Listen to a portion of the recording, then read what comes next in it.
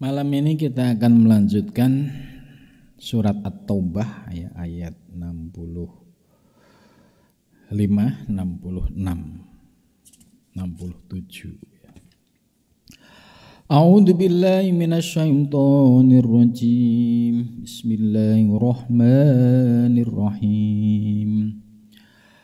Wala in sa'altahum innama kunna nakhudu wa nal'ab Qul abillahi wa ayatihi wa rasulihi kuntum tastahzi'un La ta'tadiru qad kafartum ba'da imanikum in na'fu an ta'ifatin minkum nu'adzib ta'ifatan bi annahum kanu mujrimin Al-munafiquna wal munafiqatu ba'duhum min ba'd ya'muruna bil munkari wa yanhauna 'anil ma'rufi wa yaqbiduna aydiyahum nasallaha fanasiyahum innal munafiqina humul fasiqun. Ya, kita kaji tafsirnya menurut Syekh Abdul Qadir Al-Jailani. Ini penafsiran sufistik ya. Wala in sa'altahum, ya, ini ayat yang dibahas ini masih terkait dengan orang-orang orang-orang yang hidup pada zaman Nabi ya. Ternyata pada zaman Nabi itu ada orang yang termasuk munafik dan juga fasik gitu. Jadi zaman Nabi itu komplit. Yang kafir ya ada, ya kan? Yang sudah beriman tapi munafik ada, yang sudah beriman fasik ada, yang sudah beriman dia benar-benar mukmin yang sejati juga ada. Gitu. Nah, kita diberikan yang munafik dan fasik. Ya. Kenapa ini ditampilkan? Supaya umat pada zaman sekarang bisa melihat ke dalam dirinya. Ternyata pada zaman Nabi saja itu orang yang berpenyakit fasik munafik itu pun ada. Lah bagaimana zaman sekarang? Ya sudah 14 abad yang lalu jauh dari Nabi. Nah, tentu Al-Qur'an ini sebagai hudan linnas, petunjuk bagi kita. Kalau kita bisa memahami pesan apa sih ayat ini kok menceritakan soal munafik fasik, tujuannya barangkali di dalam diri kita ada penyakit-penyakit batinnya berupa fasik dan munafik itu bisa kita perbaiki. Ya, sehingga ayat ini tetap relevan ya bagi kita. Ya, sekalipun kita hidup di zaman modern begini ya tetap relevan sampai kiamat pun tetap relevan karena penyakit-penyakit batiniah ini selalu ada. Cuma ada yang sadar, ada yang tidak. Gitu. Nah, wala in sa'altahum ini kaitannya dengan orang munafik ketika ditanya. La in sa'altahum jika kamu bertanya kepada mereka la yaqulanna sungguh mereka akan menjawab ya. Jadi misalkan di ayat sebelumnya kan mereka ya seringkali itu merendahkan Nabi, menghina Nabi, melanggar apa yang syariat Nabi gitu. Ya, ketika diingatkan itu kan Rasulullah utusan Allah itu. Dia akan menjawab ya. Apa? Innama kunna nahudu sesungguhnya kami ya itu bersundaguro. Oh enggak itu tadi saya hanya sendaguro kok itu. Nah, ini sifat-sifat orang munafik pada zaman Nabi itu ya mereka secara lisan kadang muncul kalimat-kalimat yang menunjukkan kefasikannya, kemunafikannya, tapi ketika ditegur, diingatkan, ya dia berpura-pura enggak itu tadi bercanda. Wa nal'abu dan kami bermain. Jadi mereka pinter untuk ya nyari alasan gitu. Jadi tidak mau jujur. Oh iya ya, maaf deh, saya salah deh. Mungkin saya belum paham gitu. Kul katakanlah, ini dijawab oleh ayat ini. Kul katakanlah wahai Muhammad, abillahi, ya, apakah dengan Allah al-munazzah. Al-munazzah Allah yang maha suci. Dzatuhu dzatnya an ayastahza'u, dari sifat yang merendahkan atau melecehkan atau menertawakan itu.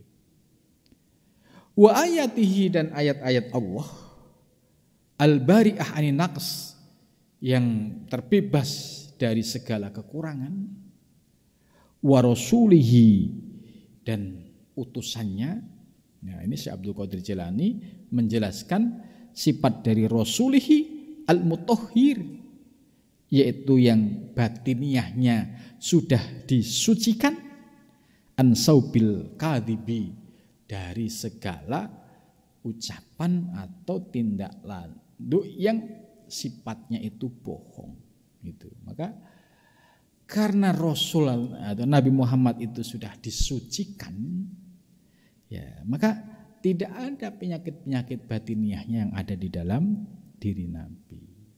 Maka di dalam kisah atau sejarah, ya, Nabi itu ya beberapa kali mengalami sebuah peristiwa penyucian jiwa oleh malaikat Jibril, yaitu ketika beliau bersama Halimatus Sa'diyah, ya, di Taif. Itu juga pernah terjadi ketika Nabi masih anak-anak, datang malaikat Jibril untuk membersihkan kotoran-kotoran batiniahnya. Kemudian ketika Nabi ingin Isra dan Mi'raj juga sama, ya, beliau dibersihkan batiniahnya, maka memiliki sifat al-mutahhir. Nah, karena itu Nabi wajar kalau memiliki sifat maksum, terjaga dari segala dosa. Sebab enggak ada titik-titik nafsu yang ada di dalam dirinya, terutama nafsu ammarah dan lawamah. Karena sudah suci, enggak ada ketertarikan. Nah, bagi orang yang masih didominasi oleh nafsu ammarah, lawamah, nah, ini yang masih doyan maksiat, ini yang masih doyan bohong, ini yang masih doyan tipu menipu. Itu karena apa ya? Dominasi ammarah, lawamahnya masih ada di dalam dirinya. Itu maka Nabi yang maksum saja proses penyucian, ya, ada dua peristiwa tadi yang itu termasuk mukjizat Nabi. Tapi Nabi, ya, sebagai orang yang maksum dalam proses sunatullahnya, ternyata Nabi dari usia 25 sampai 40 tahun beliau pulang balik ke Gua Hira untuk apa? Untuk kholwat, untuk suluk, ya. Tujuannya apa? Untuk menyucikan kotoran-kotoran batiniahnya. Ini Nabi yang sudah maksum, ya, setelah menikah diberikan izin oleh istrinya, karena istrinya Sayyidah Khadijah tahu sebelum menikah Sayyidah Khadijah dikasih kabar oleh seorang rohib, suamimu itu calon Nabi dan Rasul yang terakhir, sehingga diberikan keleluasaan. Nabi tidak ada sejarahnya setelah menikah dagang lagi, tidak ada. Karena apa? Sayyidah Khadijah sudah tahu suaminya ini calon Nabi dan Rasul. Lah, ada pelajaran penting bagi umatnya. Nabi yang maksum tetap melakukan proses kholwat, suluk, ya, bolak-balik. Bukan berarti terus-terusan di Gua Hira itu, ya, tidak gitu, ya. Tapi ada masa-masa tertentu, ya, itu. Nah, fase ini yang disebut dengan fase takholli, yaitu proses penyucian jiwa. Ini kalau diteorikan dengan ilmu tasawuf. fase takholi, yaitu riyadhah mujahadah untuk menundukkan nafsu ammarah dan lawamah. Kita yang hidup pada zaman modern ini tentu konteksnya berbeda. Apakah kita harus seperti Nabi, harus ke Gua Hira? Tentu tidak. Ya. Maka rujukan kita bertasawuf adalah tetap mengikuti rujukan Imam Ghazali. Imam Ghazali memberikan petunjuk bagi para salik untuk menjadi salik yang bisa menjaga keseimbangan. Aktivitas duniawi juga penting, tapi jangan lupa aktivitas rohani juga harus tetap dilaksanakan. Sehingga dua-duanya ini kalau jalan ada proses keseimbangan. Gitu. Karena kita hidup sudah di dunia yang serba modern begini, tentu kita tetap riyadhah mujahadah jalan, zikir kita jalan, tapi kita kerja sesuai profesi kita juga tetap harus jalan. Gitu. Ini Imam Ghazali dalam kitab Bidayatul Hidayah dan kitab Ihya memberikan guidance atau bimbingan kepada para salik seperti itu. Jangan sampai salah paham. Salah paham itu karena banyak orang yang baru ngaji tasawuf gitu. Terus dia, wah saya kalau masih kerja nggak bisa zikir dengan khusyuk gitu kan. Mau nggak mau saya harus keluar kerja. Dia tidak pernah berpikir setelah keluar kerja bukannya nanti tambah khusyuk tapi tambah mumet. Kenapa? Ya karena ya pemasukan sudah tidak ada. Pasti istri juga berubah sikapnya, anak juga berubah sikapnya. Ya, bukannya khusyuk tapi tambah mumet. Ini karena salah memahami ya, dalam mempraktikkan tasawuf itu. Ya. Kembali kepada cerita Nabi tadi, ya Nabi yang maksum tetap melakukan proses suluk tadi. Nah, kita yang sebagai umatnya ya tentu proses ya suluknya ya suluk di tengah masyarakat. Kalau konsepnya Imam Syekh Muhyiddin Ibn Arabi ya dia tetap hadir di tengah perkotaan, di tengah keramaian, tapi tetap memiliki kesadaran untuk mengingat Allah. Imam Ghazali juga memiliki konsep mukhalatah.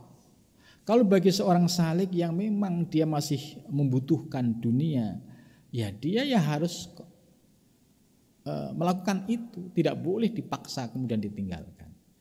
Sebab di dalam mukhalatah ini ada riyadhah mujahadah. Mukhalatah itu aktif di tengah masyarakat sesuai dengan profesi kita. Nah, cuma di situ kan ada tantangan. Oh iya, saya dagang. Oh iya, nggak boleh bohong. Oh iya, saya profesinya ini. Oh iya, menurut ilmu nggak boleh begini. Oh iya, saya berinteraksi dengan banyak orang. Yang namanya banyak orang itu ada yang nyenengin, ada yang ngeselin, gitu kan? Nah, bagaimana ketika merespon orang yang tidak menyenangkan kita? Nah, kita diajarkan untuk sabar, kita diajarkan untuk bisa menahan diri. Begitu juga dalam hal soal rezeki, ya kita diajarkan untuk qanaah, untuk syukur dan lain sebagainya. Jadi pengamalan ilmu itu tetap berjalan dimanapun kita berada sesuai dengan porsi kita masing-masing. Gitu. Nah, maka proses penyucian salik inilah yang harus dilakukan ya dengan zikir yang istiqomah dan riyadhah mujahadah yang istiqomah juga. Maka nanti akan ada progres ya, sedikit mulai terasa nikmat ibadah, mulai terasa nyaman, merasakan ketenangan batin, merasakan kedamaian, merasakan ketentraman. Nah, ini sebagai samroh buah dari pengamalan ilmu. Itu. Nah, jadi Rasul, kenapa Rasul itu maksum? Ya karena tadi ada alasannya. Nah, sedangkan kita tidak maksum, ya harus mau tidak mau harus ya bersungguh-sungguh dalam penyucian jiwa kita. Kuntum, kamu berada tastahziun, kamu menghinakan atau kamu menertawakan, kamu istilahnya ngeremeh, merendahkan gitu. Jadi kuntum tastahziun itu sikapnya orang-orang kafir Quraisy, ya. Orang-orang kafir Quraisy itu kan benar-benar merendahkan Nabi, ya. Ngolok-ngolok Nabi. Muhammad itu siapa? Muhammad itu direndah serendah-rendahnya. Kalimatnya itu ya kalau bahasa sekarang itu bulian yang benar-benar menyakitkan gitu. Ini kuntum tastahziun ini membuktikan bahwa Nabi itu direndahkan oleh orang-orang kafir Quraisy itu. La taqtadiru, janganlah kamu beralasan, ya. Qad kafartum, sungguh kamu telah kufur, ya. Karena kamu sudah ingkar kepada Nabi, kamu telah menyakiti Nabi, dan kamu telah mendustakan ajaran Nabi. Ba'da imanikum, setelah kamu beriman. Jadi dia sudah beriman tapi tetap saja ingkar kepada Nabi. Inilah yang disebut fasik dan munafik. Ba'da ma'at hartumul iman fartafa'al aman angkum bifi'likum hada. Itu. Inna'fu, jika kami mengampuni anto ifatin, dari satu kelompok, minkum, dari kamu, ba'da matabu, ya. Jadi Allah akan memaafkan, ya, bagi kelompok-kelompok yang awalnya menghina Nabi, merendahkan Nabi, ya. Tapi ba'da matabu, setelah mereka bertobat, ya. Setelah mereka punya kesadaran, bertobat, kemudian tidak lagi istihza terhadap Nabi, tidak lagi istihza merendahkan terhadap ajaran Islam. Waraja'u ila nadhimin, kemudian dia kembali menuju Allah nadhimin, dalam keadaan penuh dengan penyesalan. Astagfirullah, ya Allah, kenapa dulu saya menghina Nabi? Kenapa dulu saya merendahkan ajaran Islam? Setelah terbuka kesadarannya. Khosiina, mereka ya khusyuk. Khusyuk itu artinya hatinya bisa fokus andohril qalbi, ya, dari dohirnya hati. Jadi hatinya diberikan kekhusyuan oleh Allah Subhanahu wa taala. Ini orang-orang yang seperti ini itu akan diberikan ampunan oleh Allah, ya, sekalipun dia dulu pernah menghina Nabi, tapi setelah dia tobat, an-na'fu an ta'ifatin minkum. Tapi Allah juga berfirman, nu'adzib ta'ifatan ukhra, nu'adzib, kami akan menyiksa, ya, yaitu dengan cara Allah menyiksa, ya, dengan berbagai macam ujian dan cobaan, yaitu ta'ifah, kelompok ukhra yang lain, minkum. Kenapa? Bi'annahum, karena sesungguhnya mereka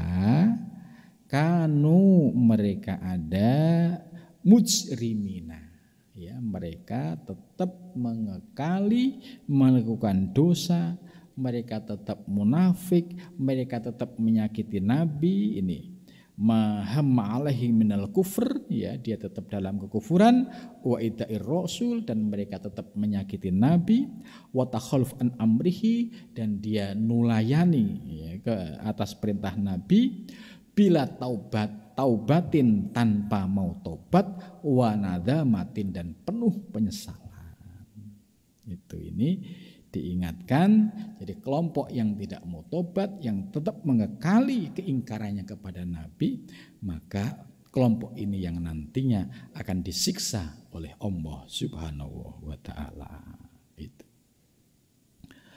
Ayat berikutnya, al-munafiqun wal munafiqatu ba'duhum min ba'd. Ya, ini al-munafiqun, ya, ini munafik laki-laki.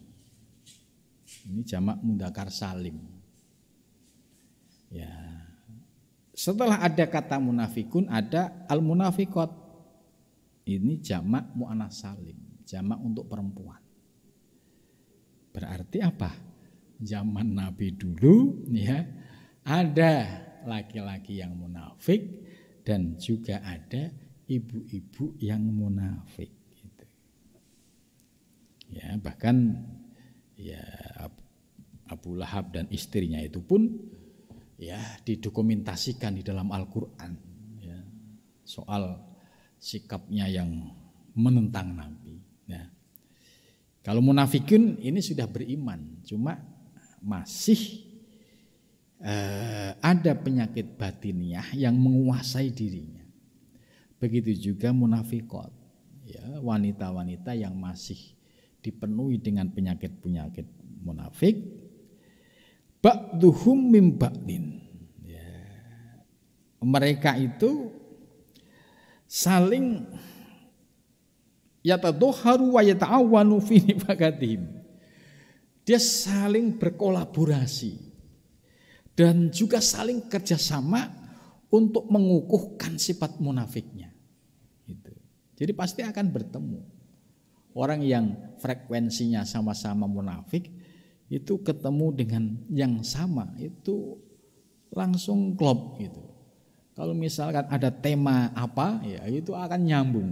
Nah ini oleh Syekh Abdul Qadir Jilani yatadhaharuna wa yata'awwanuna fi nifaqihim. Jadi mereka akan menampilkan sifat kemunafikannya dan dia juga akan saling kerjasama ya di dalam melancarkan kemunafikannya. Ciri-cirinya apa? Ya'muruna, mereka menyuruh ya bil mungkar dengan kemungkaran. Ciri-cirinya, oh iya dia disuruh, dia sukanya nyuruh yang mungkar. Yang mungkar ini kan sesuatu yang tidak diperintahkan oleh Allah. Dia menyuruh. Mungkar di sini maknanya harus dipertajam, tidak sebatas persoalan-persoalan lahiriah, tapi mungkar meliputi lahir dan batin. Itu. Jadi seperti di dalam diri kita masih ada penyakit-penyakit batiniah seperti hasud, seperti hukut, kemudian seperti ghadab, terus ditambah lagi ghibah, namimah. Ya, ini kan termasuk penyakit mungkarot. Gitu. Nah, kalau menurut orang umum ini dianggap biasa, tapi bagi para salik yang sudah mulai melihat ke dalam dirinya, melihat gerak-gerik batinnya, mulai merasakan, oh iya ternyata di dalam diri kita masih ada kemungkaran-kemungkaran yang kita sembunyikan. Wa yanhauna, dan mereka melarang anil ma'rufi, dari kebaikan. Ini. Ya, ada orang mau berbuat baik dilarang. Ada orang mau ngaji dilarang. Orang mau beribadah dilarang. Orang mau berbuat baik dilarang. Ini ciri-ciri. Wa yakbiduna aydiyahum, dan dia ya tangannya itu istilahnya diumpetin ya, dia menggenggam tangannya, artinya tidak mau bergerak untuk melakukan amar ma'ruf nahi mungkar. Dia punya kemampuan tapi tidak menggunakan kemampuan itu. Dia lebih baik ya berdiam diri, ya nyari aman itu.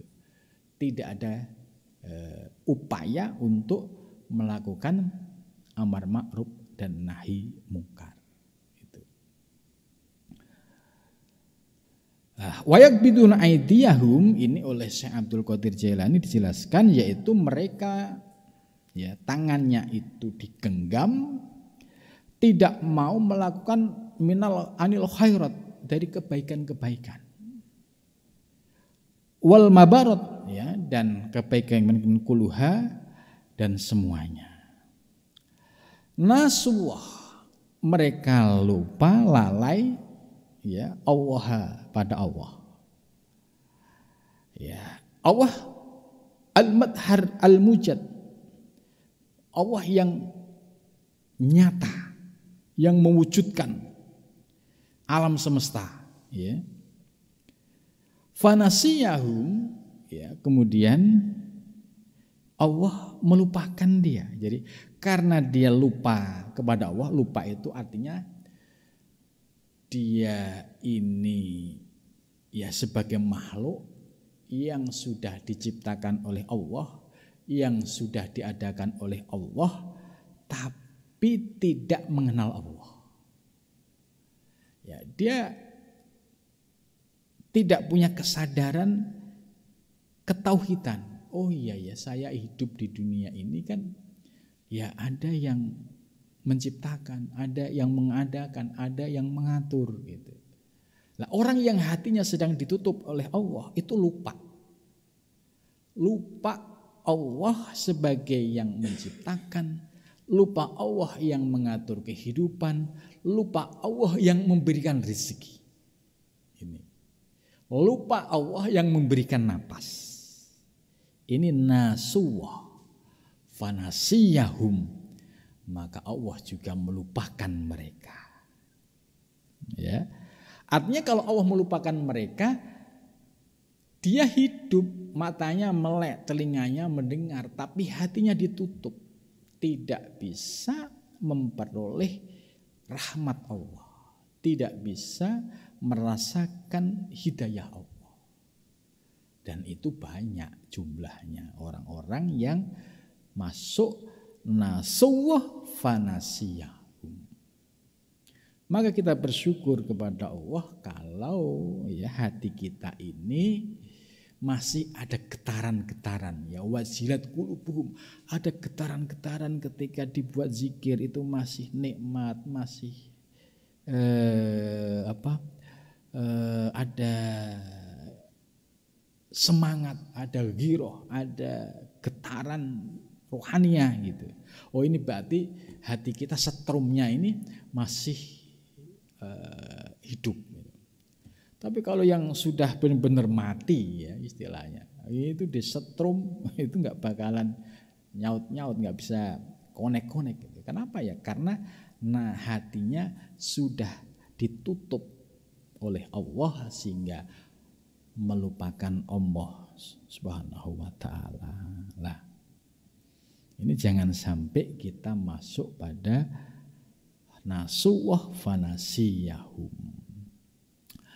Innal munafikin, ya sesungguhnya orang-orang munafik, al-musirina 'ala nifaq. Jadi orang munafik ini yang dia sudah beriman, ya dia kalau diingatkan itu agak susah ya. Tapi dia al-musirina 'ala nifaq. Dia tetap mengekali dengan penyakit nifaknya. Jadi sehari tidak berpraktek dengan kemunafikannya itu rasanya kayak kaku gitu ya. Sehari nggak berbohong itu susah gitu. Nah, orang-orang yang seperti ini al-musirna al-nifaq al-mutamarridina anil nifaq humul fasikun.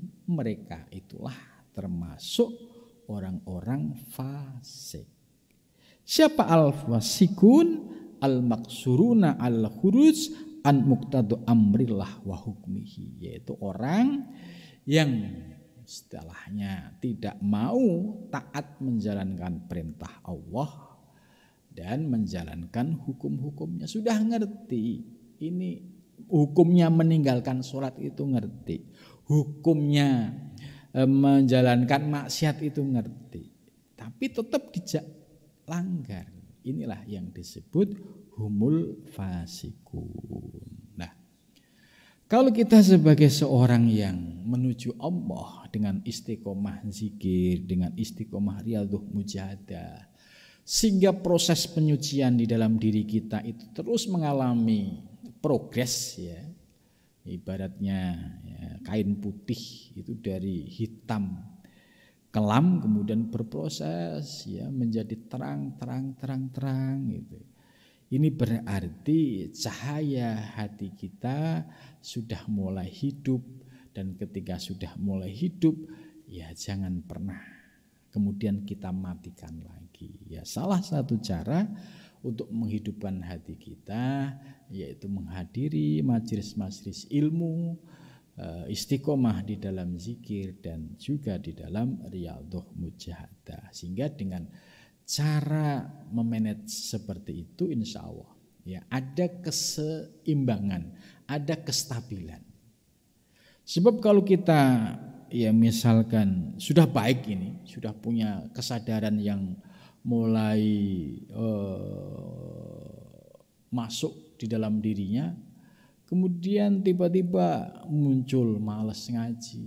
Setelah malas ngaji, tambah lagi salah pergaulan, tambah lagi semakin jauh, tambah lagi zikir sudah mulai ditinggalkan. Itu bertanda ini berarti sedang mengalami penurunan. Maka jangan sampai ketika mengalami penurunan kita biarkan. Ya, disinilah pentingnya ikhwan saudara. Kok itu kok nggak pernah kelihatan? Ayo kita samperin. Ada apa? Barangkali lagi sibuk. Nah, ini pentingnya ikhwan dalam menuju Allah ini sebagai salah satu syarat untuk menjadi ikhwan yang hakiki, sebagai teman seperjalanan menuju Allah Subhanahu wa taala ya. Mudah-mudahan kita diberikan kekuatan lahir dan batin oleh Allah ya, dapat mengamalkan ilmu yang kita pahami dalam kehidupan sehari-hari kita. Amin ya rabbal alamin. Wa nafiq na tarik. Assalamualaikum warahmatullahi wabarakatuh.